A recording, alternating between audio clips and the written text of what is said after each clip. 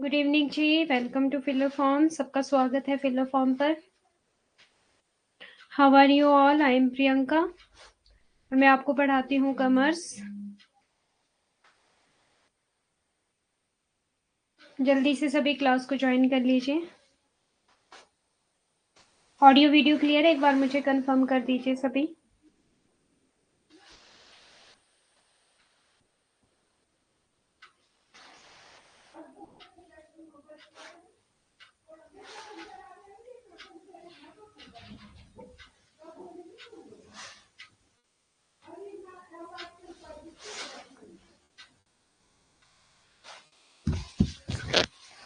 पूनम गिल जी, good evening, कैसे हैं?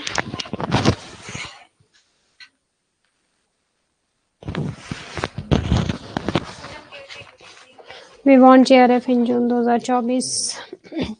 सभी कमेंट कर दीजिए प्लीज, फिर हम क्लास को स्टार्ट करते हैं। और आज हम काफी इंपॉर्टेंट टॉपिक करने वाले हैं। छोटे छोटे टॉपिक है, ज्यादा बड़े नहीं है, ठीक है। और कल हम स्टार्ट करेंगे आपका कैपिटल स्ट्रक्चर और उसकी थ्योरी, उसके बाद कैपिटल बस्टिंग, फिर वर्किंग कैपिटल, फिर आपका डिविडेंड थ्योरीज, ठीक है।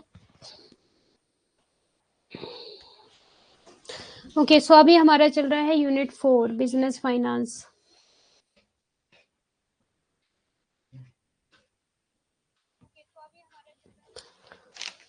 Scope and sources of finance, lease financing, ठीक है। आज लीज फाइनेंस भी आपको करवा दूंगी मैं कि क्या होती है आपकी लीज फाइनेंसिंग और कितने टाइप की होती है, जो मेनली आपसे एग्जाम में पूछा जाता है यूजीसी नेट के, तो वही करवाऊंगी। बढ़िया है मैम, हाँ जी मैं भी ठीक हूँ।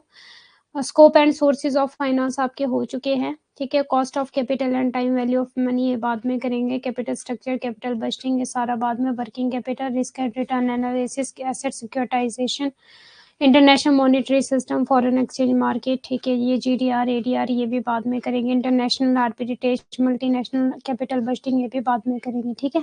ये सारा सिलेबस है जो हमें फॉलो करना है। ओके, एग्जाम में यहाँ से क्वेश्चन पूछे जाते हैं। सो कल हमारा फाइनेंस का सिलेबस हो गया। Sorry, what is the meaning of finance, ठीक है। और ट्रेडिशनल कॉन्सेप्ट हमारा बिजनेस फाइनेंस था और मॉडर्न हमारा फाइनेंशियल मैनेजमेंट था, ठीक है। कल हमने ये किया था आपके ट्रेडिशनल, ट्रांजिशन एंड मॉडर्न वाला किया था कल आपका। और ऑब्जेक्टिव्स किए थे, एम्स किए थे। स्कोप में आपको वही मैंने बताया था कि स्कोप आपका मेनली इसमें यही आना था आपका, जो हमने इन्वेस्टमेंट डिसीजन भी किया है ना, और जो आपका डिविडेंड डिसीजन है और फाइनेंसिंग डिसीजन है वो भी आपका स्कोप के अंडर ही आता है, ठीक है। बाकी आपका कैपिटल स्ट्रक्चर, कैपिटल बस्टिंग वो सारा स्कोप जो हमने किया था कल, ठीक है। तो चलिए फिर करते हैं क्लास स्टार्ट। किसी का कोई डाउट है तो प्लीज एक बार पूछ लीजिए, फिर क्लास को स्टार्ट करते हैं। ऑडियो वीडियो क्लियर है ना सब?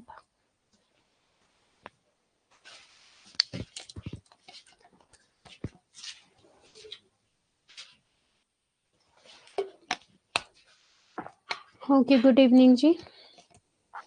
राहुल कुमार जी काफी टाइम बाद क्लास ज्वाइन करे, कल नहीं थे मे भी आप क्लास में।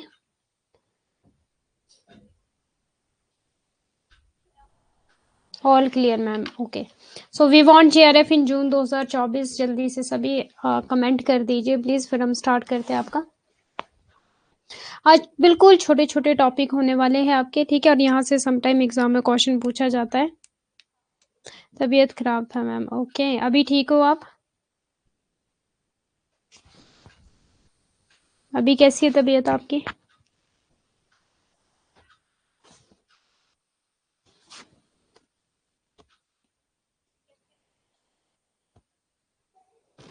मैम आज आपकी तबीयत खराब है। तबीयत खराब नहीं है, बस थोड़ा लो लो सा फील हो रहा है।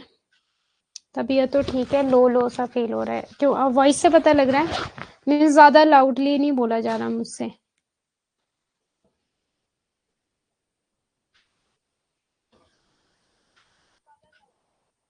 ओके, सो करते हैं क्लास को स्टार्ट।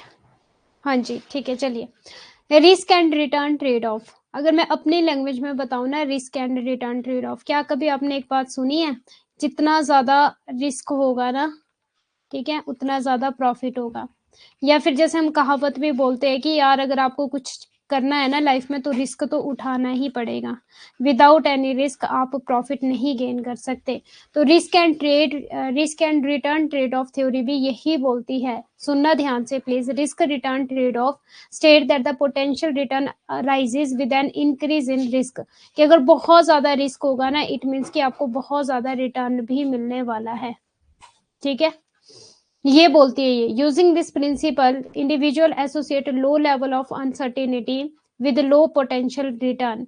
अगर आप लो लेवल, आप कम रिस्क लेते हो तो आपको कम ही रिटर्न मिलेगा। ठीक है, ये थ्योरी ये बोलती है। And high level of uncertainty और risk with high potential return, और अगर आप हाई लेवल का रिस्क लेते हो, ठीक है, तो आपको प्रॉफिट भी उतना ही मिलेगा। बस सिंपल सी बात है, इतनी सी बात बोलती है ये थ्योरी।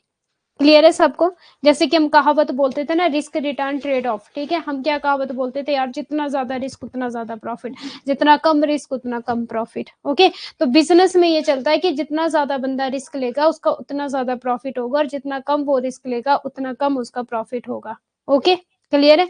रिस्क का मतलब ये है कि मान लो अगर आपको बहुत बड़ा बिजनेस ओपन करना है तो बहुत रिस्की, ठीक है, रिस्क तो है कि यार इतना बड़ा बिजनेस ओपन करना है, बट अगर वो बिजनेस चल पड़ा है तो प्रॉफिट भी तो आपको उतना ही बड़ा होगा। ठीक है, अब मान लो मैं छोटा सा बिजनेस ओपन करती हूँ तो उसमें रिस्क कम है, बट अगर मैं छोटा सा बिजनेस ओपन करती हूँ तो जब वो चल पड़ेगा तो उसमें मुझे कम रिटर्न मिलेगी, मीन्स मुझे कम प्रॉफिट मिलेगा। ओके, क्लियर है? जैसे एफडीआई, फॉरेन डायरेक्ट इन्वेस्टमेंट, इसमें क्या होता था फॉरेन डायरेक्ट इन्वेस्टमेंट में? हाई इन्वेस्टमेंट और हायर इन्वेस्टमेंट और आपका हायर रिटर्न। हाँ जी, अब देखो, अब आपका एक और मॉडल है CAPM। ये बहुत बार एग्जाम में या तो इसकी फुल फॉर्म पूछी जाती है या ये पूछा जाता है कि ये दिया किसने था, ठीक है, और इसका मीनिंग क्या है।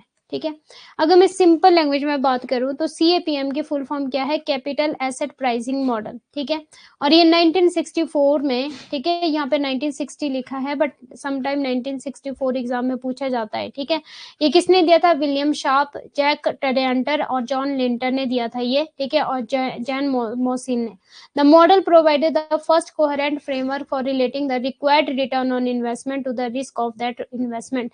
अब ये क्या बात करता है कि जो मान लो हमारी मार्केट जो सिक्योरिटीज है ना, ठीक है, हमारी मार्केट में जितनी भी सिक्योरिटीज हैं उसमें अगर मैं इन्वेस्टमेंट करती हूँ, ठीक है, तो मुझे कितना रिस्क होगा, और risk and relationship, risk and return का रिलेशनशिप बताता है हमारा ये। रिस्क कौन से वाला? जो सिक्योरिटी में हम क्या कर रहे हैं? इन्वेस्टमेंट कर रहे हैं। ठीक है, तो वो उसमें कितना रिस्क होगा और उस रिस्क से मुझे कितना रिटर्न मिलेगा, risk relationship between risk and return.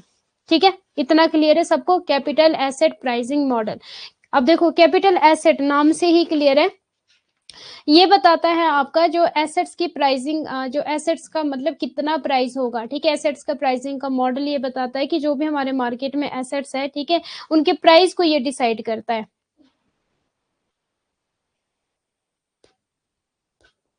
Okay, जो हमारी मार्केट में एसेट्स हैं उनके प्राइस को ये डिसाइड करता है कि कितना प्राइस होगा, और जब मैं उसमें इन्वेस्टमेंट करूंगा तो सिक्योरिटीज में जब मैं इन्वेस्टमेंट करूंगा तो उसमें कितना रिस्क होगा, और कितना रिस्क होगा उसके साथ आपका कितना रिटर्न बनने वाला है, वो हमारा बताता है कैपिटल एसेट प्राइसिंग मॉडल। ठीक है, तो ये कुछ की वर्ड है जो आपको एज इट इज ऐसे ही याद रखने होंगे, जैसे कि यहाँ पर मैंने अंडरलाइन भी किया। देखो, capital asset pricing model is an economic model that describe the relationship. ये क्या है? कीवर्ड है। किसका रिलेशनशिप है? Systematic risk. अब अगर मैं सिस्टमेटिक रिस्क की बात करूं, कल मैंने शायद आपको बोली थी एक बात कि जो आपका मार्केट रिस्क होता है ना, ठीक है, ये कौन सा रिस्क हो जाता है? सिस्टमेटिक। सिस्टमेटिक रिस्क हमारा वो रिस्क होता है जो अनकंट्रोलेबल होता है, जिसको हम कंट्रोल नहीं कर सकते, या फिर जिसको हम डाइवर्सिफाई नहीं कर सकते। ठीक है, मीन्स हम कंट्रोल भी नहीं कर सकते और हम इसको डाइवर्सिफिकेशन भी यहाँ पर नहीं होता, वो हो जाता है आपका सिस्टमेटिक रिस्क। जैसे कि मान लो हमारी मार्केट में कोविड आ गया, इन्फ्लेशन आ गया, ठीक है, या फिर इंटरेस्ट रेट एक्सचेंज हो गए, ठीक है, तो वो सारे के सारे क्या हो जाएंगे? सिस्टमेटिक रिस्क, जिसको आप कंट्रोल नहीं कर सकते। अब मार्केट में एकदम से भूचाल आ गया तो आप कैसे कंट्रोल कर सकते हो? ठीक है, पूरी मार्केट में मंदी छाई है, आप कैसे कंट्रोल कर सकते हो? क्लियर है? तो ये कौन सा रिस्क की बात कर रहा है यहाँ पे? सिस्टमेटिक रिस्क की बात कर रहा है। तो प्लीज ये भी देख लेना एक बार कि कौन से रिस्क की बात हो रही है।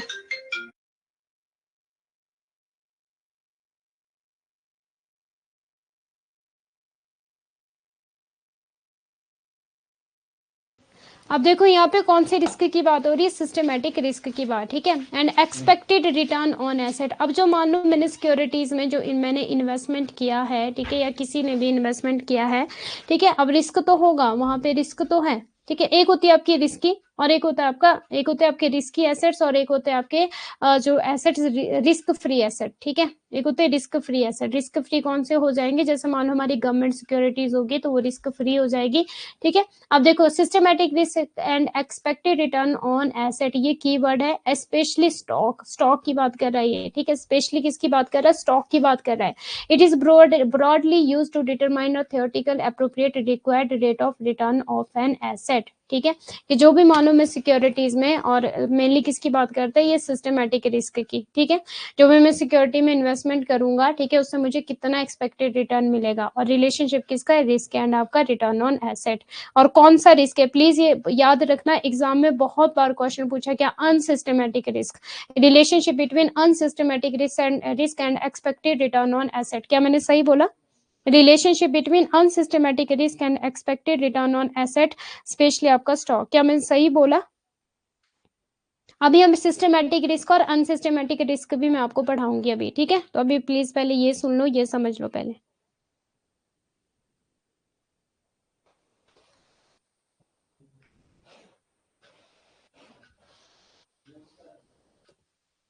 अब देखो ये वाला फॉर्मूला, यहां से आपको क्वेश्चन भी सॉल्व करने के लिए आता है, अभी आपसे सॉल्व करवाऊंगी, जो CA capital asset pricing model, ठीक है। इसका फॉर्मूला क्या है, RF प्लस बेटा RM माइनस RF, ठीक है। ये फॉर्मूला है। एक तो आपका जो क्वेश्चंस बनेंगे, पहला क्वेश्चन तो आपका कौन सा बनेगा, relationship between systematic risk and return वाला, ठीक है। दूसरा क्वेश्चन आपका बनेगा फॉर्मूले से, किसका फॉर्मूला क्या है। तीसरा क्वेश्चन आपका बनेगा इसकी इक्वेशन से, ठीक है, वो भी करवाऊंगी अभी क्वेश्चन। अब पहले तो फॉर्मूला देख लो कि फॉर्मूला क्या है, RF प्लस बेटा RM माइनस RF, ठीक है। आर की बात करें तो expected return on a security, ठीक है, कि अगर मानो मैंने किसी सिक्योरिटी में इन्वेस्टमेंट किया है, किसी एसेट में मैंने इन्वेस्टमेंट किया है, तो मुझे वहां से कितना रिटर्न मिलने वाला है। अब ये जो सिक्योरिटी होती है क्या बताती है हमें, रिस्क बताती है, ठीक है। RF रिस्क फ्री रेट, की जहां पर कोई भी रिस्क नहीं है उसको बोला जाएगा रिस्क फ्री रेट, जैसे कि आपकी गवर्नमेंट सिक्योरिटीज होगी तो वो कौन सी होगी, आपकी रिस्क फ्री रेट हो गया, okay. RM expected return of the market, ठीक है, हमें कितनी रिटर्न मिलने वाली है, कि जो मैंने इन्वेस्टमेंट किया है, जिस भी एसेट में मैंने इन्वेस्टमेंट किया है उससे मुझे कितना रिटर्न मिलेगा। बेटा ऑफ द सिक्योरिटी, ये हमारा बताता है सिस्टमेटिक रिस्क को, ये करता है कैलकुलेट कि मार्केट में क्या चल रहा है, ठीक है। सिस्टमेटिक रिस्क को कैलकुलेट करता है कि मीन्स जो मेरी सिक्योरिटीज है, ठीक है, वो कितनी सेंसिटिव है, वो कितनी वॉलेटाइल है या फिर कितनी वॉलेटाइल नहीं है, मार्केट में क्या चल रहा है, ठीक है, वो चीज बताता है आपका बेटा। क्लियर है। तो अगर बेटा की बात आएगी, ये भी एग्जाम में बहुत बार पूछा गया है कि जो बेटा है हमारा, ये सिस्टमेटिक रिस्क को कैलकुलेट करता है कि आपका अनसिस्टमेटिक रिस्क को कैलकुलेट करता है। एज इट इज ये एमसीक्यूज में क्वेश्चन पूछा गया है, मींस प्रीवियस और क्वेश्चन पेपर में आया यूजीसी नेट में कॉमर्स में, तो आपका राइट आंसर हो जाएगा जो बेटा है वो हमेशा ही सिस्टमेटिक रिस्क को कैलकुलेट करता है, ठीक है। और अब इसका निमोनी क्या बनाओगे कि बेटा, ठीक है। अब जो बेटा उसके पास सारी चीजें ना आपको सुलझा के देनी पड़ेगी, क्योंकि उलझी भी चीजें तो पेरेंट्स ठीक कर देंगे, और जो बेटा उसके पास सब कुछ चीजें आपको सिस्टमेटिक तरीके से देनी पड़ेगी। तो ये इसका निमोनी के याद रख लेना, फॉर्मूला सबको याद हो गया।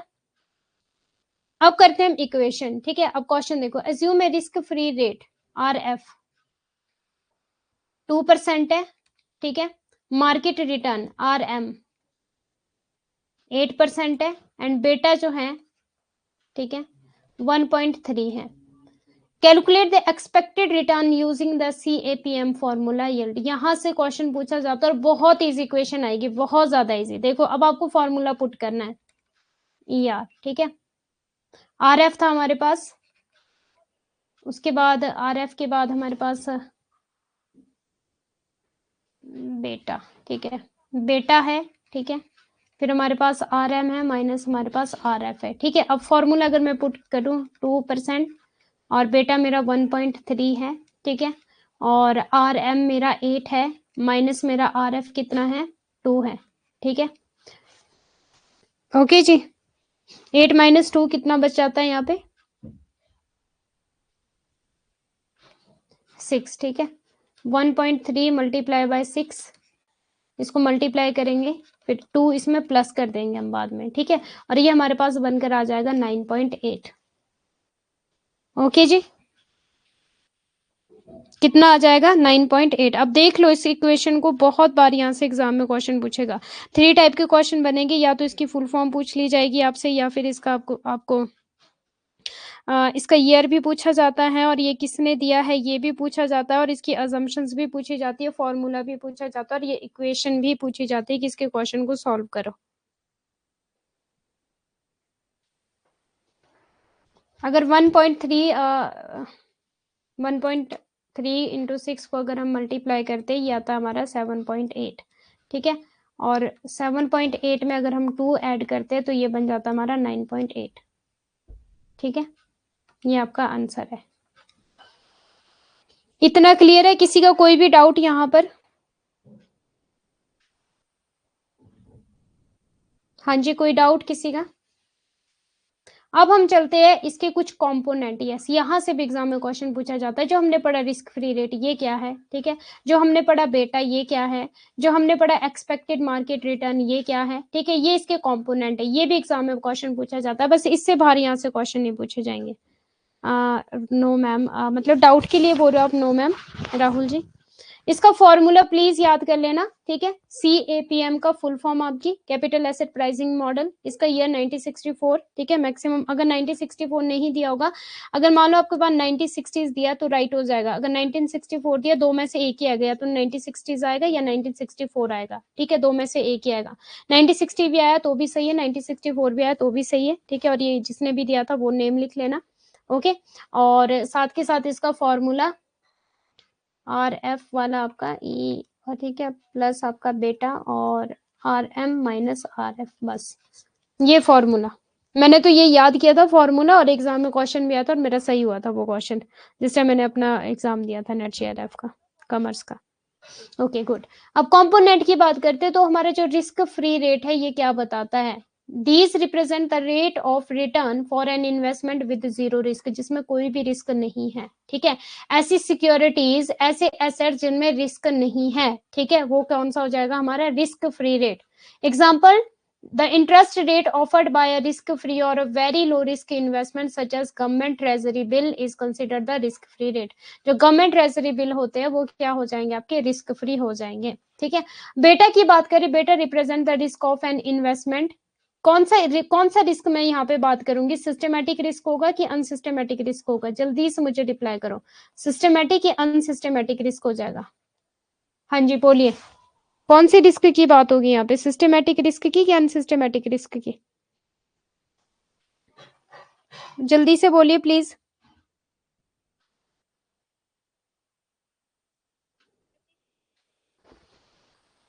कौन सा रिस्क लेगा बेटा, सिस्टमेटिक या अनसिस्टमेटिक? बेटा की कौन सी चीजों को सुलझाएगा, सिस्टमेटिक चीजों को कि अनसिस्टमेटिक चीजों को? Yes very good. अभी तो आपको पता है कि अभी मैंने ताजा ताजा पढ़ाया तो आपको याद रहेगा। एग्जाम के टाइम प्लीज कंफ्यूज मत होना, अभी मैं सिस्टमेटिक और अनसिस्टमेटिक रिस्क का आपको डिफरेंस भी बताऊंगी, ठीक है। Okay, it measure the investment volatility और इट्स सिस्टमेटिक मीन्स ये बताता है कि जो हमारी जितनी भी मार्केट में सिक्योरिटीज है ना, ठीक है, वो कितनी सेंसिटिव है और कितनी सेंसिटिव नहीं है, उसके हिसाब से जो बेटा है, ठीक है। अ बेटा value of less than 1 means the investment is less volatile, बहुत मतलब कम सेंसिटिव है। अगर बेटा हमारा लेस देन 1 होगा, देन द मार्केट वैल्यू बेटा value greater than 1 implies more volatile. और अगर एक से ज्यादा बेटा हो जाएगा तो इट मीन्स कि हमारी जो सिक्योरिटीज है मार्केट में वो ज्यादा सेंसिटिव है, ओके। हम देखो एक्सपेक्टेड मार्केट रिटर्न क्या हो जाएगा आपका? This is the return that investors expect to earn from the market over a specific period. The overall market return is usually represented by broad market index such as। अब expected market return की अगर मैं बात करूं,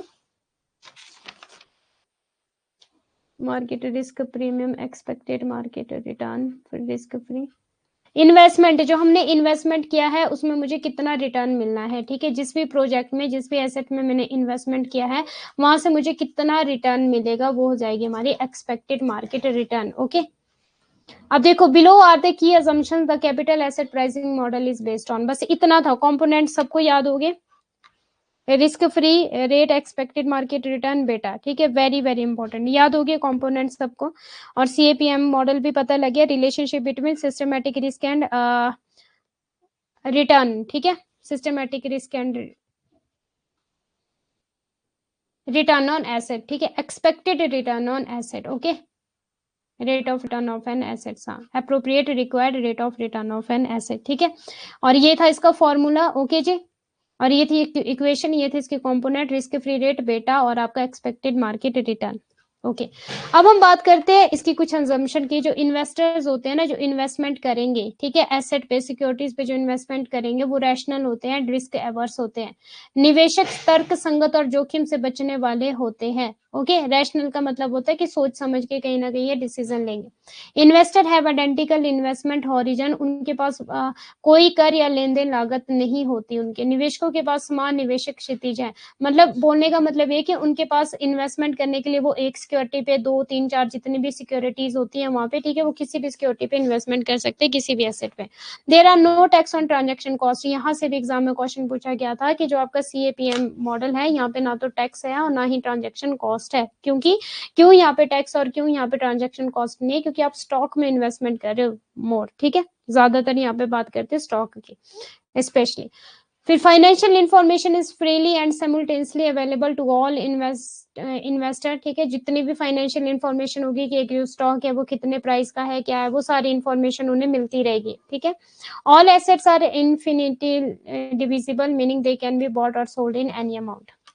assets को हम purchase भी कर सकते हैं और सेल भी कर सकते हैं, ठीक है, और सेल भी कर सकते हैं, बस। अब करते हैं बात capital allocation line, very very important है, छोटा सा टॉपिक है ज्यादा। कैपिटल मार्केट लाइन और आपका सिक्योरिटी मार्केट लाइन, ठीक है, और इसके डिफरेंस भी है साथ के साथ ही। अगर मैं कैपिटल एलोकेशन की बात करूं तो ये हमारा relationship between the risk and return of different portfolio, ठीक है, risk free rate of return with a portfolio compose.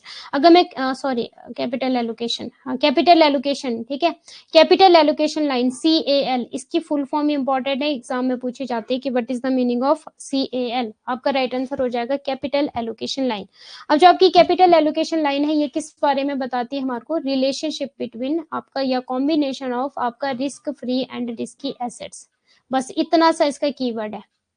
जो आपके risk free and risky assets है उसका कॉम्बिनेशन हमारा कैपिटल एलोकेशन लाइन, ठीक है, is used to finance to illustrate the risk return trade off of investment portfolio by displaying the trade off risk free and risky asset. The capital asset pricing model help to calculate investment risk and what return on investment on investor should expect, ठीक है, simple बात है। किसका combination है हमारा? ये risk free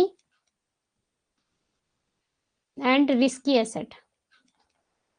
अगर मैं रिस्की एसेट्स की बात करूं तो बेस्ट एग्जांपल कौन सा? आपका शेयर। और सबसे ज्यादा रिस्की कौन सा होता है? आपका इक्विटी शेयर होता है, ठीक है। कब किसके कौन से शेयर के प्राइस इंक्रीज हो रहे हैं, कब कौन से प्राइस के शेयर डिक्रीज हो रहे हैं, ठीक है, तो ये क्या हो जाएगा हमारा? रिस्की। और रिस्क फ्री हमारा कौन सा हो जाएगा? ट्रेजरी बिल्स होंगे, गवर्नमेंट सिक्योरिटीज होगी, ये हमारा रिस्क फ्री हो जाएगा। तो जो हमारा कैपिटल एलोकेशन लाइन है वो कॉम्बिनेशन है रिस्क फ्री एंड आपका रिस्की एसेट्स का, बस इतनी सी कहानी है इसकी, ओके। अब नेक्स्ट हम बात करते हैं कैपिटल मार्केट लाइन की, ये भी इसी का ही फर्दर आगे एक्सप्लेन किया गया है, CAL कैपिटल एलोकेशन लाइन को, ठीक है, आगे इसी के अंडर आएगा आपका capital market line, capital market line. अब जो ये कैपिटल मार्केट लाइन है ये बताती है हमें, ठीक है, कि हमें कौन से एसेट में इन्वेस्टमेंट करना है, कौन से एसेट में इन्वेस्टमेंट करना है, कौन से पर्टिकुलर सिक्योरिटी में हमें इन्वेस्टमेंट करना है जो हमें ज्यादा से ज्यादा रिटर्न देकर जाए। क्लियर है सबको? अब देखो, capital market line is a graphical representation that shows you relationship between the risk and return of different portfolio, कि हमारे पास different portfolio है, आपको कहाँ पे investment करना है। It links the risk free rate of return with a portfolio composed of risky asset। Clear है कि आपको कैपिटल मार्केट में जितने भी हमारी सिक्योरिटीज है उसमें से मैं कौन सी सिक्योरिटी में इन्वेस्टमेंट करूं, ठीक है, जो मुझे ज्यादा से ज्यादा रिटर्न देकर जाए। क्लियर है? इतना सबको क्लियर लगे? Different portfolio, risk and return of different portfolio, ये कीवर्ड है, relationship between the risk and return of different portfolio, बस ये इसका कीवर्ड है, ओके। क्लियर है?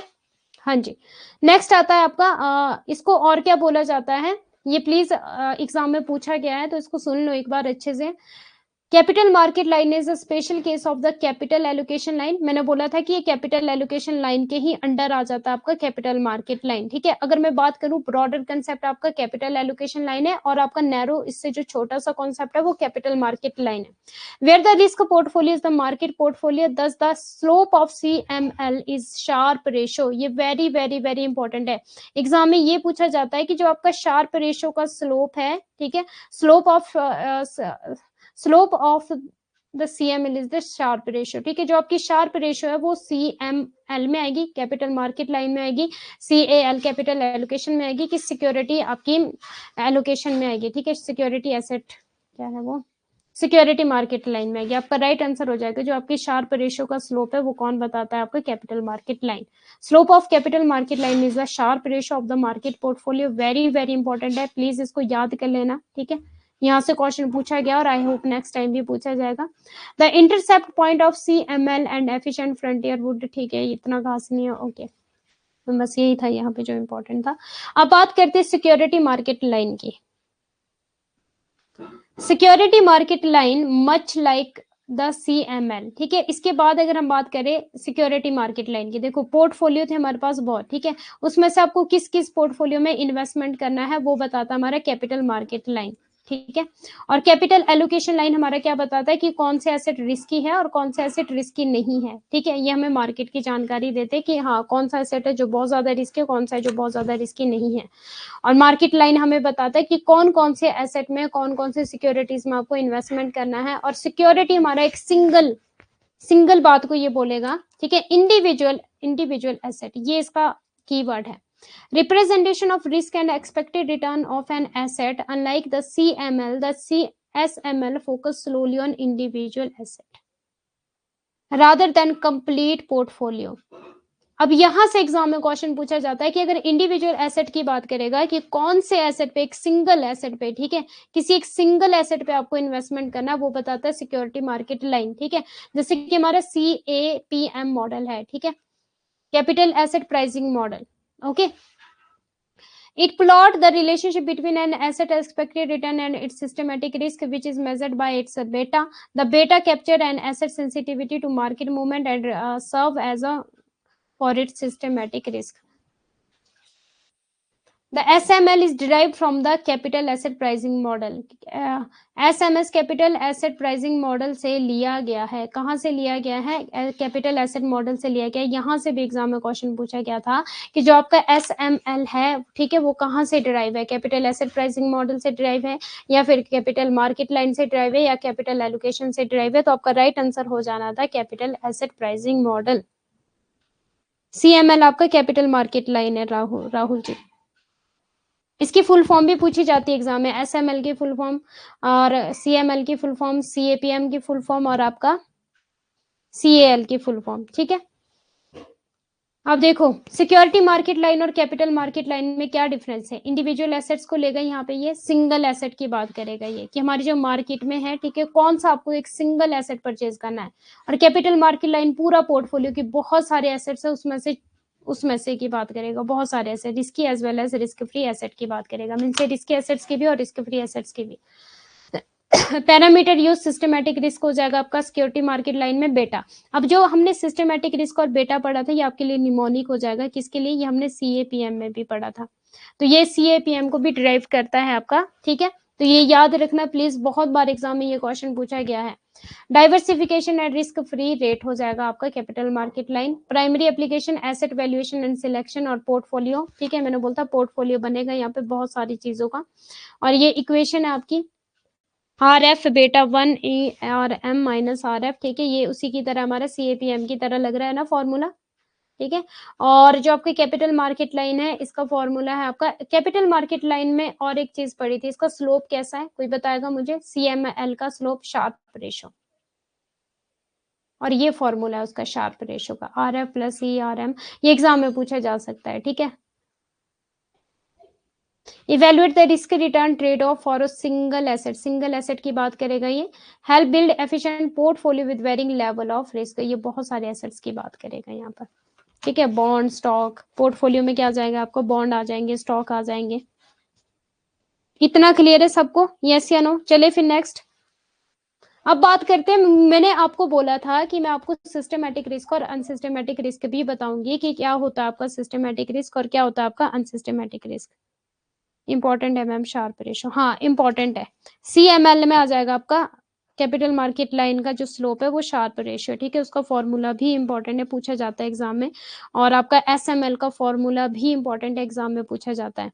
और CAPM का फॉर्मूला भी इंपॉर्टेंट है एग्जाम में, मीन्स ऐसे नहीं है कि बहुत टाइम पूछा गया है, बट घूमते फिरते आ सकता है ये क्वेश्चन, ओके, तो इसलिए ये टॉपिक करवा रही हूँ। चलते फिरते आ सकते हैं, तो मीन्स देख लेना एक बार, ओके। बट CAPM तो कर ही लेना डेफिनेटली, तीनों इंपॉर्टेंट है वैसे, okay.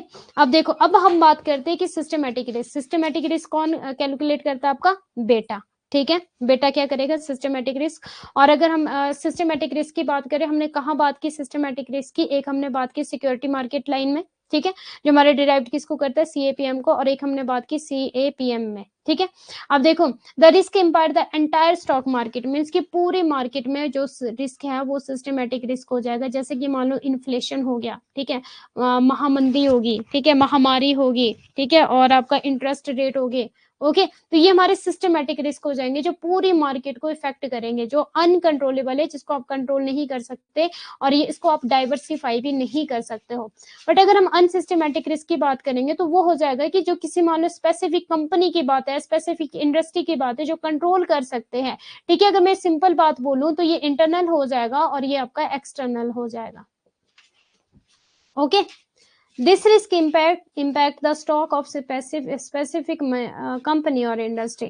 Risk can be minimized by allocation of assets. Risk here can be minimized by diversification of portfolio. ठीक है, डाइवर्सिफिकेशन का क्या मतलब होता है कि एक जगह से दूसरी जगह हम चेंज कर सकते हैं, या तो कहीं से परचेज सेल, ठीक है, ये हो जाएगा आपका डाइवर्सिफिकेशन।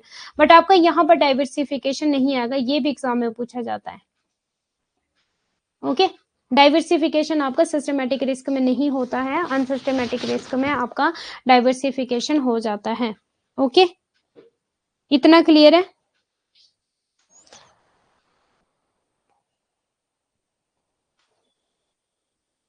थोड़ा सा वेट करना।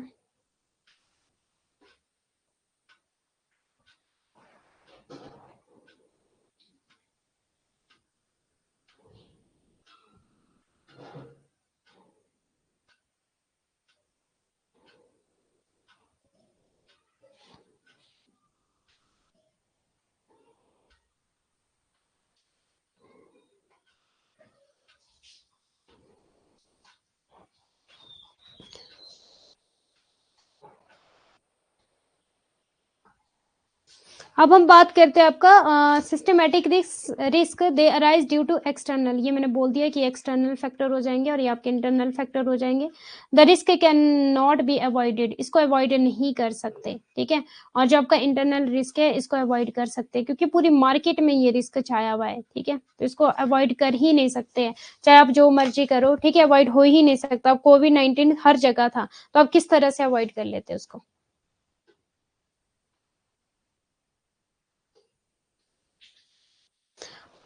इमेज इसकी हिंदी तो नहीं है। अब हम बात करते हैं आर्बिट्रेज प्राइसिंग थ्योरी, ठीक है, छोटा सा टॉपिक है ये भी आपका और इम्पोर्टेंट है। पहला क्वेश्चन तो बनेगा APT की फुल फॉर्म क्या है, तो इसकी फुल फॉर्म हो जाएगी arbitrage pricing theory, okay, clear है इतना। और ये किसने दिया था, ये भी क्वेश्चन बनता है, स्टीफन रोज ने। ये PhD जब दिल्ली यूनिवर्सिटी का मैंने दिया था, ठीक है, PhD का एंट्रेंस दिया था, वहां पे पूछा गया था कि आर्बिट्रेज प्राइसिंग थ्योरी किसने दी थी, स्टीफन रोज ने दी थी ये, ठीक है, मीन्स 4 ऑप्शन थी, 1 2 4 करके दी, ठीक है, तो राइट आंसर था स्टीफन रोज, ठीक है। PhD के एग्जाम में भी क्वेश्चन पूछे जाते हैं, इवन देन आपका कमीशन का एग्जाम, आपका नेट JRF का एग्जाम, इसीलिए बोलती हूँ कि ध्यान से कॉन्सेप्ट को पढ़ो और रिपीट होती है वो चीजें। अब देखो, कब दिया था, 1976 में दिया था। पहला क्वेश्चन इसकी फुल फॉर्म बन जाएगा, दूसरा क्वेश्चन ये किसने दिया था और इसका ईयर क्या था, ठीक है, CAPM की तरह। अब तीसरी बात की इसका मीनिंग क्या है आर्बिट्रेज का, is a theory of asset pricing that hold that an asset return can be forecasted with the linear relationship of an asset expected return and the microeconomic factor किसकी बात करता है? ये मैक्रो इकोनॉमिक फैक्टर की बात करता है। अभी बताऊंगी कि क्या डिफरेंस है आपका आर्बिट्रेज में और सीएपीएम में।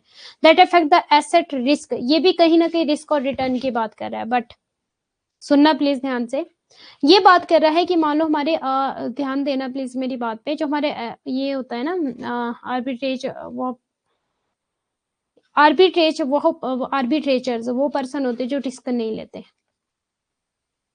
ठीक है, कैसे? अलग अलग एक्सचेंज में, ठीक है, जैसे मान लो आपके स्टॉक है, ठीक है, स्टॉक है, तो डिफरेंट डिफरेंट प्राइस होगा इनका अलग अलग एक्सचेंजेस में, जहाँ पे ये रजिस्टर होंगे। सपोज एक में 10 रुपीज, एक में 11 है, एक में 12 है। तो ये क्या करते हैं, एक जगह से स्टॉक परचेज करेंगे, दूसरी जगह सेल करेंगे, एक जगह से परचेज करेंगे, दूसरी जगह सेल करेंगे। इसको बोलते हैं आर्बिट्रेज करना। इसको क्या बोलते हैं? आर्बिट्रेज करना, कि परचेज एंड सेल करेंगे ये स्टॉक को एक जगह से। ठीक है, अब मान लो एक जगह इसका स्टॉक का प्राइस है 10 रुपीज, ठीक है, तो यहाँ से परचेज कर लेंगे, और मान लो दूसरी जगह स्टॉक का प्राइस है 11 रुपीज, तो यहाँ पे ये सेल कर देंगे, तो इनको कितना बेनिफिट हुआ? 1 रुपीज का बेनिफिट हुआ। इस तरह के होते हैं ये arbitrage pricing theory. Okay, clear है सबको? इतना क्लियर है? और आर्बिट्रेज जो आपकी प्राइसिंग थ्योरी है, ठीक है, theory is use to estimate the price of financial assets and determine it is under value. अब जो हमारे फाइनेंशियल एसेट्स है, ठीक है, उनको ये डिटरमाइन करते हैं कि वो अंडर वैल्यू है कि वो over value, means overall market. ठीक है, ओवरऑल मार्केट में जो हमारा फाइनेंशियल एसेट्स है उनका जो प्राइस है, ठीक है, उसको डिटरमाइन करते हैं, क्योंकि इन्हें नॉलेज होती है कि कहाँ से एसेट खरीदना है, कहाँ सस्ता एसेट मिल रहा है, कहाँ सस्ता स्टॉक मिल रहा है, फिर कहाँ महंगा स्टॉक मिल रहा है, इस तरह से। अब अगर हम बात करें तो डिफरेंस क्या है आर्बिट्रेज और सीएपीएम में, ये भी एग्जाम ज्यादा क्वेश्चन है, मींस पूछा गया है एक बार। ठीक है, arbitrage pricing theory operate with a pricing model that factor in many resources of risk and uncertainty unlike the CAPM capital asset pricing model which only take into account the single factor of the risk. अब देखो single factor की क्या बात हो रही है यहाँ पर, कि जो आपका आर्बिट्रेज प्राइसिंग थ्योरी है ना, ये बहुत सारे फैक्टर्स, ठीक है, बहुत सारे फैक्टर्स पे ध्यान देता है। ये हमारी मार्केट में जितने भी बहुत सारी चीजें चल रही है, लाइक आपके factor factor factor factor factor आ जाएंगे आपके, इन्फ्लेशन हो गया, एक्सचेंज रेट हो गया, मार्केट इंडेक्स होगी, मार्केट आपकी चेंज इन इंटरेस्ट रेट हो गया। ठीक है, डिफरेंट डिफरेंट जो फैक्टर हमारे मैक्रो इकोनॉमिक्स में चल रहे हैं वो लेगा। और जो कैपिटल एसेट प्राइसिंग है, ये जिसमें इसको इन्वेस्टमेंट करनी होगी ना, जिस एसेट में, ठीक है, वो बस उसी का ही ध्यान रखेगा, बाकी इसको अदर फैक्टर से कोई लेना देना नहीं है, कोई भी लेना देना नहीं है। ठीक है, नेम से क्लियर है, यहाँ पे निमोनिक बना लेना एसेट प्राइसिंग। ठीक है, एसेट की प्राइसिंग का मॉडल है आपका कैपिटल एसेट प्राइसिंग मॉडल। जिस एसेट में इसको इन्वेस्टमेंट करना है ये सिर्फ उसी का ही ध्यान रखेगा। बट जो आर्बिट्रेज प्राइसिंग थ्योरी, ये ओवरऑल, ठीक है, सारे के सारे फैक्टर्स का ध्यान रखेगा, हमारे मार्केट में जितने भी फैक्टर चल रहे हैं, means macro economics. Okay, clear है इतना सबको? अब देखो, अगर हम डिफरेंस की बात करें, also called sharp lintel black model, S capital asset pricing model को और क्या बोला जाता है? Sharp lintel black model. अब जो शार्प है, ये जो लिंटर है, ये क्या थे इसके नेम थे, ये डेवलप किया था ना इन्होंने, ये 1964 में, जो मैंने स्टार्टिंग में पढ़ाया बस वही है। और ये किसने किया? आपने इंट्रोड्यूस बाय स्टीफन रोज 1976 में। Establish linear relationship between expected return and risk. ठीक है, ये मैंने बता दिया आपको स्टार्टिंग में, relationship between expected return and risk. कौन सा रिस्क था? सिस्टमेटिक रिस्क था। ठीक है, और अगर हम बात करें आर्बिट्रेज की, the return of financial asset, कौन से asset? Financial means overall asset, ठीक है, सारे के सारे, is a linear function of number of factor. Number of factor means macro economics and financial. ठीक है, नंबर ऑफ फैक्टर मींस बहुत सारे। मल्टीपल फैक्टर मॉडल, ठीक है, बता दिया आपको, जैसे कि मान लो इन्फ्लेशन हो गया, इंटरेस्ट रेट हो गया, सारी चीजों को कंसिडर करेगा। बट जो आपका कैपिटल एसेट एसेट प्राइसिंग है ना, ये जिसमें इसको इन्वेस्टमेंट करनी होगी, ये सिर्फ ओनली वन फैक्टर मॉडल, ठीक है, उसी पे ये ध्यान देगा, बाकी इसको अदर फैक्टर से कोई भी लेना देना नहीं है। और अगर हम अजम्पशन की बात करें तो इसकी जो अजम्पशन है वो रिस्ट्रिक्टेड हो जाएगी कैपिटल एसेट प्राइसिंग मॉडल के, और आर्बिट्रेज की जो अजम्पशन हो जाएगी वो does not have tight assumption, इसकी अजम्पशन ज्यादा टाइट नहीं है। ठीक है, और capital asset pricing model, it is build on the modern portfolio theory, और आपका arbitrage pricing theory assumes a financial market that is not perfect, mispricing can occur and investor try to take advantage, ठीक है। It is too general, arbitrage आपका general है, और आपका capital asset pricing model आपका systematic risk, it distinguish systematic and non systematic risk, ठीक है। ये हमारे सिस्टमेटिक रिस्क के बारे में बताता है ज्यादातर, ठीक है। क्लियर सबको इतना? अब चलते हैं हम टाइम वैल्यू ऑफ मनी।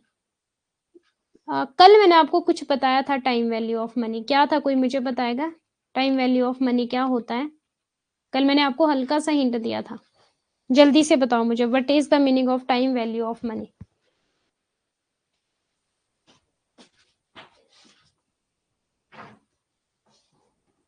हाँ जी, जल्दी से मुझे बताइए, टाइम वैल्यू ऑफ मनी क्या था?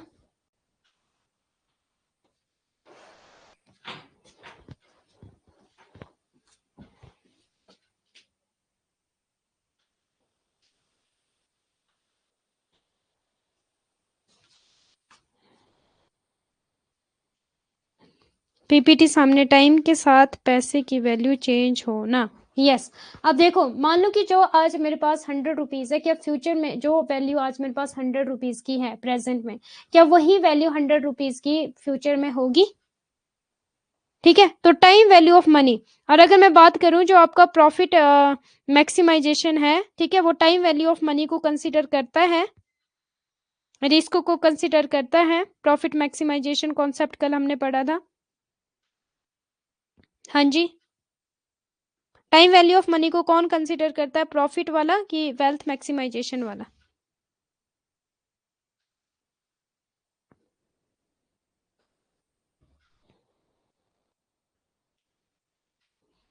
प्लीज जल्दी रिप्लाई करिए, कल ही क्लास हुई थी आपकी। वेल्थ फ्यूचर में मनी चेंज भी हो सकता है, मनी भी चेंज हो सकता है, वैल्यू तो डेफिनेटली चेंज होती है, ठीक है। अगर हम बात करें आज से 20 या 25 साल पहले, तो 10,000 की वैल्यू आज इतनी थी जितनी मे बी शायद 50,000 की वैल्यू होगी उस टाइम, ठीक है। 5 साल पहले या 6 साल पहले 10,000 की वैल्यू इतनी थी जितनी आज की डेट में 50,000 की है, क्योंकि महंगाई बढ़ती है ना। ओके सो ठीक है, गुड।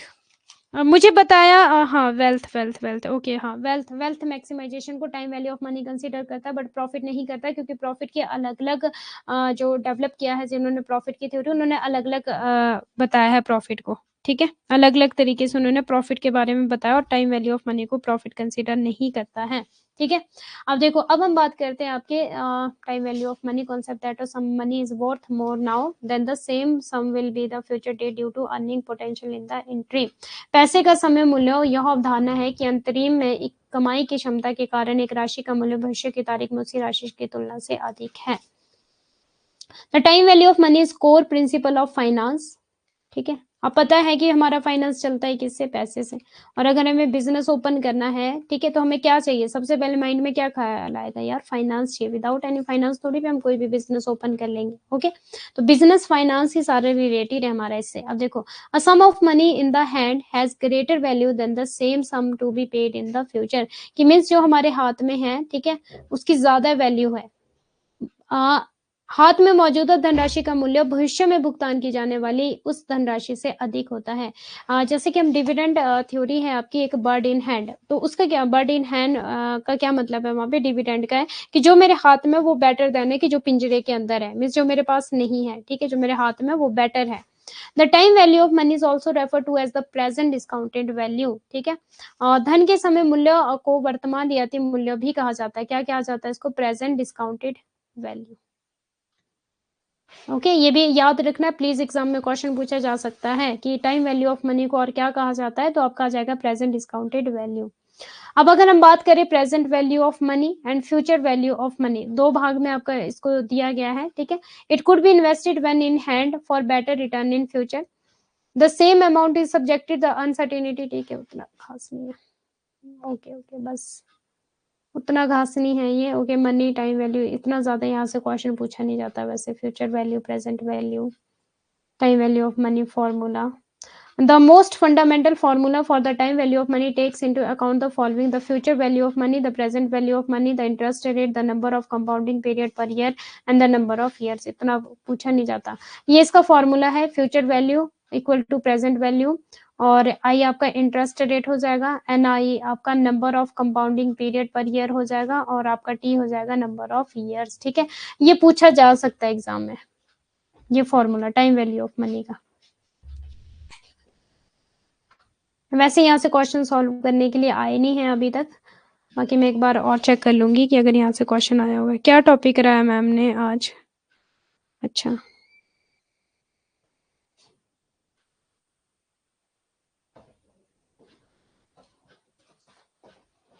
टॉपिक तो आज काफी छोटे छोटे टॉपिक चल रहे हैं बिजनेस फाइनेंस के। Capital asset pricing model, arbitrage pricing theory आपकी, CML security market line, capital market line, capital allocation line, time value of money. अब हम बात करते हैं मीनिंग ऑफ लीज फाइनेंसिंग। कौन सी लीज? जब हम किसी को अपनी प्रॉपर्टी या किसी को हम अपनी लैंड देते हैं लीज पर, कि मीन्स कुछ समय आप इसको यूज कर सकते हो, कुछ समय के लिए यूज करना है। क्या कभी किसी ने दिया है ऐसे कि कुछ समय के लिए आप इसको यूज कर सकते हो? ठीक है, वो हो जाएगा हमारा लीज। ओके, इतना क्लियर है? अब देखो, lease financing is a contractual agreement. कौन सा एग्रीमेंट है? Contractual agreement between the owner of the asset, जो एसेट का ओनर है, ठीक है, लैंड लेबर बिल्डिंग जो भी है, ठीक है, कैपिटल जो उसका ओनर है, who grant the other party, वो अदर पार्टी को ग्रांट मींस अदर पार्टी को अथॉरिटी देता है, राइट देता है to use the asset in return for a periodic payment and the other party who is user of such asset, कि कुछ समय के लिए आप इसको यूज कर लो, ठीक है, उसके बदले में आप मुझे देते रहना पैसा, या साल बाद या 2 साल बाद, जो भी उनका कॉन्ट्रेक्चुअल एग्रीमेंट हुआ होगा। The owner of the party is known as a lessor. अब जो उस एसेट का ओनर है उसको क्या नेम बोला जाता है? लेसर। ये भी एग्जाम में पूछा जाता है। ओनर को क्या बोला जाएगा? जो एसेट का ओनर है, लेसर। और जो किसी और को देगा यूज करने के लिए, जब वो किसी को देगा जो यूज कर रहा है, उसको क्या बोला जाएगा? लेसी। LEASE, LESSE। ठीक है, इतना ये भी याद रखना, एग्जाम में बहुत बार यहाँ से क्वेश्चन पूछा जाता है कि आपका लेसर कौन है और लेसी कौन है। ठीक है, लेसर कौन है? जो ओनर है, और जो यूज कर रहा है एसेट्स को, वो कौन है? आपका लेसी। क्लियर है इतना? हाँ जी, okay. The owner of the party is known as lessor and the user of the asset under the such agreement is known as lessee and the rental paid is known as lessee rental। Party के मालिक को पट्टेदार के रूप में जाना जाता है, और ऐसे समझौते के तहत संपत्ति के उपयोगकर्ता को पट्टेदार के रूप में, पट्टेदार दोनों जगह जाना जाता है, और भुगतान किया गया किराया पट्टा किराया के रूप में जाना जाता है। ओके, अब हम बात करते हैं मेनली जो आपसे यहाँ पे एग्जाम में पूछा जाता है कि ऑपरेटिंग लीज और आपसे फाइनेंशियल लीज पूछी जाती है। वैसे लिवरेज लीज भी होती है, ठीक है, और भी 2-3 तरह की लीज होती है, बट जो ज्यादातर आपसे एग्जाम में क्वेश्चन पूछा जाता है वो पूछा जाता है operating lease and financial lease. सुनना अब मेरी बात को, यहाँ से बहुत बार एग्जाम में क्वेश्चन पूछा जाता है। लीज सबको समझ आ गया? पट्टाधारक होता है लेसी। ओके, इतना समझ आ गया? लीज समझ आ गया कि अपनी प्रॉपर्टी, ठीक है, अपनी लैंड, अपनी बिल्डिंग, जो भी आपके पास एसेट है, वो किसी और को देना यूज करने के लिए, कि चल यार 1-2 साल बाद तू मुझे रेंट देता रहियो, ठीक है, लीज पे यूज करने के लिए, या अपनी गाड़ी किसी को दे दी कि हाँ इसको यूज करता रहियो। ठीक है, अब हम बात करते हैं, एक होती है आपकी ऑपरेटिंग लीज। अगर मैं ऑपरेटिंग लीज की सिंपल बात करूँ ना, क्योंकि शॉर्ट टर्म से आप बहुत अच्छे से समझोगे, ऑब्वियसली आप लोग कॉमर्स के स्टूडेंट हो तो इतना तो समझ आ गया होगा शॉर्ट टर्म। ठीक है, फाइनेंशियल लीज को अगर मैं बात करूं लॉन्ग टर्म, कॉमर्स के स्टूडेंट हो तो शॉर्ट टर्म और लॉन्ग टर्म तो पता लग ही गया होगा कि क्या होता है शॉर्ट टर्म कम समय के लिए, और क्या होता है लॉन्ग टर्म ज्यादा समय के लिए। ठीक है, अब जो चीज हम कम समय के लिए कर रहे हैं ना यूज, ठीक है, तो हम ये नहीं बोल सकते कि यार ये चीज मुझे ही चाहिए, बट अगर मैं कोई चीज लॉन्ग समय के लिए यूज कर रही हूँ ना, तो कहीं ना कहीं हम लास्ट में क्या सोचते हैं, यार इसको ना खरीद ही लेते हैं, इसको अपना ही बना लेते हैं। ओके, इतना समझ आ गया? तो ये सिर्फ एक आपको निमोनिक सा बना रही हूँ मैं। ऑपरेटिंग का क्या कर लोगे? शॉर्ट। फाइनेंशियल का क्या कर लोगे? लॉन्ग। अब देखो, ओ ऑपरेटिंग, ठीक है, और शॉर्ट SHO, ठीक है, ये वाला ओ ये निमोनिक बनाने पड़ते हैं एग्जाम में, क्योंकि आपको पता है कि इतने सारे टॉपिक पूछे जाते हैं, तो जरूरी नहीं है कि सारे के सारे टॉपिक आप एज इट इज याद रख पाओ। ठीक है, तो निमोनिक बनाना इसलिए इंपॉर्टेंट है कि ताकि आपके माइंड में एकदम से चीजें आ जाती है। ओ बताया था मैम ने ऑपरेटिंग लीज, और ओ में बताया था शॉर्ट टर्म। अब शॉर्ट टर्म है अगर, तो ओनरशिप किसकी होगी? With the lesser. ओनर कौन है ऑपरेटिंग लीज में? लेसर ही है, ठीक है, जिसने अपना एसेट यूज करने के लिए दिया है, किसको? लेसी को। ठीक है, किसी अनदर पार्टी को। बट फाइनेंशियल लीज में अगर मैं बात करूं, ट्रांसफर ऑप्शन होती है at the end of the lease period is there with the lessee, कि यहाँ पर क्या है कि मान लो मैंने लैंड दी थी ऑपरेटिंग में किसी को यूज करने के लिए, तो ओनर में ही हूँ शॉर्ट टर्म में, ऑपरेटिंग लीज में। बट फाइनेंशियल लीज में क्या हो जाएगा कि मैंने किसी को ट्रांसफर, किसी को लैंड दी थी यूज करने के लिए, और एट द एंड क्या हो जाता है कि जो लेसी है वो उसको परचेज कर लेता है उस लैंड को, और लॉन्ग टर्म के लिए होगा ये। Is it clear? क्लियर है सबको? यस या नो में प्लीज जल्दी से रिप्लाई करिए मुझे। Yes, okay. अब बात करते हैं हम risk and reward related to asset with lessor. अब यहाँ पे क्या है, मान लो अगर रिस्क हो जाता है, मान लो लैंड को प्रॉब्लम आ जाती है, तो फिर अगर मैं सिंपल एग्जांपल, ठीक है, अब काफी रिपेयर करवाने को आ गई, ठीक है, या कोई एक्सीडेंट हो गया या कुछ हो गया, ठीक है, तो फिर जो रिस्क होगा वो कौन उठाएगा? Lessor means owner. इसमें कौन लेसी मीन्स आपका जो यूज कर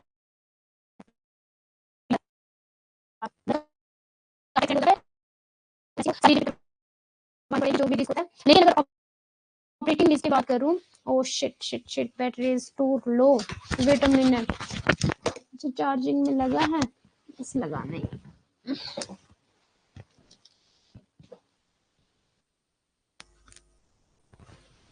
ओके, तो शट डाउन हो जाता है अभी।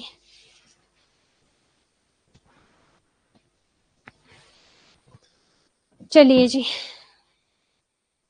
थैंक गॉड की चार्जिंग लगा हुआ ही था। वॉइस स्टक हो रही है मैम जी आपकी, सबके पास स्टक हो रही है कि प्रियंका जी आपके पास स्टक हो रही है? हाँ जी, सबके पास स्टक हो रही है कि आपके पास स्टक हो रही है? ओके, अब बात करते हैं हम ओनर की, ठीक है। कार की मैंने बात की, सपोज मान लो कि मैंने कार दी है अपनी, किसको? दो कार थी मेरे पास ना, चल पड़े यार, दो कार थी मेरे पास। एक कार मैंने दे दी प्रियंका जी को, ठीक है, और कौन है हमारे सामने? ममता जी, ठीक है, एक कार मैंने दे दी ममता जी को। अब जो ने मेरे सामने है उन्हीं का ही नाम लिया है, तो प्लीज ऐसे मत बोलना कि मैम हमारा नाम भी ले लो। एक कार प्रियंका जी को दे दी, एक ममता जी को। जो प्रियंका जी को दी है ये दिए शॉर्ट टर्म के लिए, कम समय के लिए, ठीक है, और जो ममता जी को दी है ये दी है लॉन्ग टर्म के लिए। ओके, क्लियर है? अब शॉर्ट टर्म में ओनर मैं ही हूं, लॉन्ग टर्म में जो ओनर है वो ममता जी हो जाएंगे। ओके, अब जो भी कार को कोई भी नुकसान होता है, एक्सीडेंट होता है, ममता जी जाने। बट ऑपरेटिंग लीज में अगर कोई नुकसान हुआ मेरी गाड़ी को, तो मुझे ही रिपेयर करवाना पड़ेगा। यार मैंने तुझे यूज करने के लिए दी थी, तूने क्या कर दिया ये, ठीक है। Purchase option does not have any option, यहाँ से means each and every line is most important. यहाँ से क्वेश्चन पूछा गया है, जितने भी 4-5 चीजें, ऐसा कोई भी यहाँ पे लाइन नहीं है जहां से एग्जाम में क्वेश्चन नहीं पूछा गया है। हाँ जी, आप भी हो, ठीक है। अब देखो, जो ऑपरेटिंग लीज है यहाँ पर आप does not have any option means purchase नहीं कर सकते आप मुझसे, आप कार को परचेज नहीं कर सकते ऑपरेटिंग में। बट फाइनेंशियल लीज में the lessee have a purchase option, lessee के पास, ममता जी के पास ऑप्शन है कि वो कार को परचेज कर लेंगे मुझसे लॉन्ग टर्म के लिए। एक्सपेंस बॉर्न, ठीक है, जो जो भी खर्चे आएंगे वो कौन उठाएगा? ओनर उठाएगा। कार का जो भी खर्चा है, ठीक है, वो कौन उठाएगा? ओनर उठाएगा, लेसर। या फिर लैंड का, अब मान लो मैंने किसी को लैंड दी है यूज करने के लिए, अब लैंड पे जो भी खर्चा आएगा, ठीक है, मान लो लैंड की सफाई करनी है, बड़ी सारी चीजें होती है और भी, ठीक है, तो वो कौन उठाएगा? ओनर। बट अगर फाइनेंशियल लीज की बात करें तो कौन उठाएगा? आपका lessee means Mamata ji. Okay, running cost to lessee, no running for और एडमिनिस्ट्रेशन, मतलब जो डेली के खर्चे हैं, ठीक है, वो ऑपरेटिंग, नो रनिंग और एडमिनिस्ट्रेशन कॉस्ट, और running cost and administration expenses are higher, यहाँ पर हायर हो जाएंगे फाइनेंशियल लीज में, ठीक है। और रनिंग कॉस्ट टू लेसी, यहाँ पर कोई भी रनिंग और एडमिनिस्ट्रेशन कॉस्ट नहीं होगी ऑपरेटिंग लीज में, क्योंकि हमने ये लेना ही नहीं है, तो एडमिनिस्ट्रेशन कॉस्ट क्या ही होगी फिर।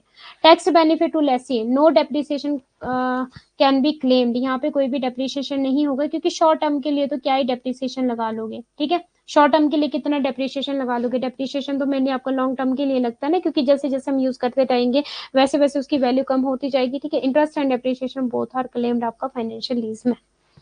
ओके जी, क्लियर है? अब किसी का कोई भी डाउट है यहाँ पर?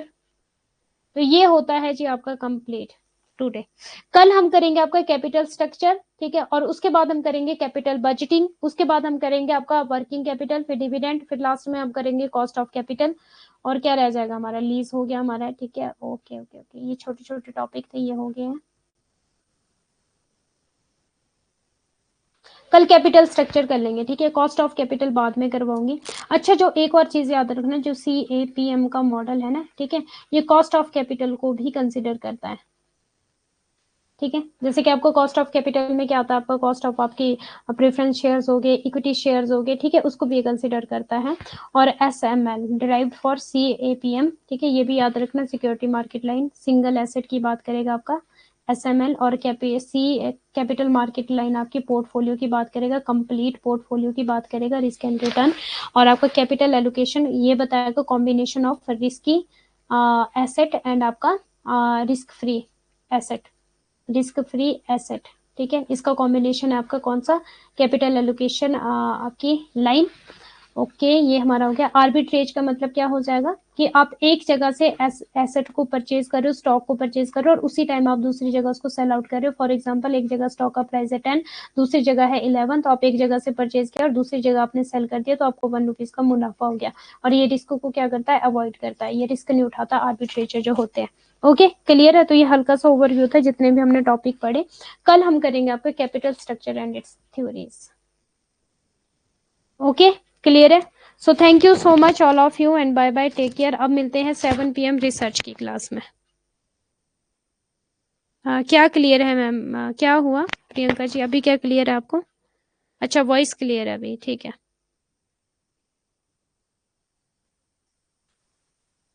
इजी टॉपिक थे, सबको समझ आ गया आराम से? कोई प्रॉब्लम किसी को, कोई डाउट किसी का?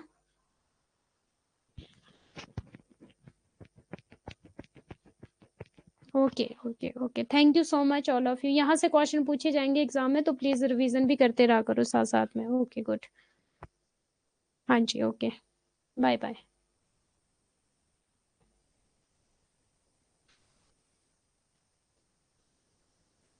रिकॉर्ड देखना, हाँ प्रियंका जी, आपने लेट क्लास ज्वाइन की थी इसलिए आपको रिकॉर्डेड क्लास देखनी पड़ेगी। जो स्टार्टिंग में ज्वाइन हो गए थे उनको क्लियर है टॉपिक सारे? है मेरे पास अभी 1-2 मिनट, तभी पूछ रही हूँ। कल मैंने नोट्स भी अपलोड कर दिए, मिल गए क्या सभी को?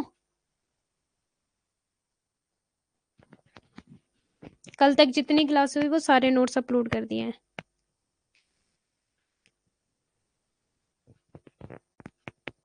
अब यस मैम, मुझे पता नहीं लग रहा नोट्स की बात कर रहे हो कि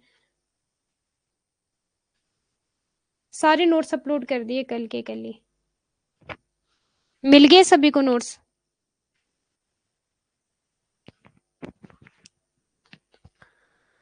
ओके, सो ठीक है फिर, bye bye, God bless you all, take care. कल मिलते हैं, कैपिटल स्ट्रक्चर करेंगे कल।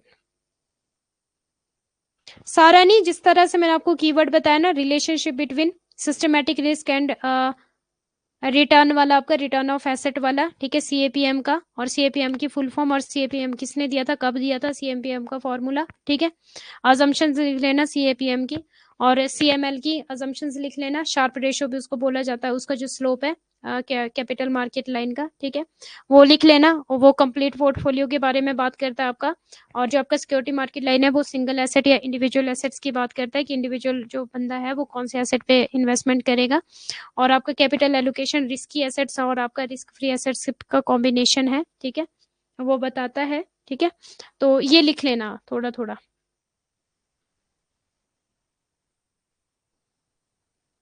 अच्छा, आपने देखे थे, दोपहर तक नहीं थे, ठीक है। ठीक है, मैं चेक करती हूँ एक बार ना, फिर मैं बोलती हूँ सर को। Okay bye. अपलोड कर दिए कल के कल ही, क्योंकि जो आपका कॉमर्स वाला कोर्स है ना, मैं अपलोड कर देती हूँ, बट स्टूडेंट आईडी में शो नहीं होते, क्योंकि मेरे पास भी है ना आप लोगों की आईडी में भी, आप लोगों की आईडी से ही ज्वाइन होती हूँ क्लास में फोन पे। तो फिर मेरे पास भी वो शो नहीं होते नोट्स, मुझे सर को बोलना पड़ता है, फिर सर पता नहीं क्या करते हैं, फिर जाके शो होते हैं सभी को। ठीक है जी, बाय बाय।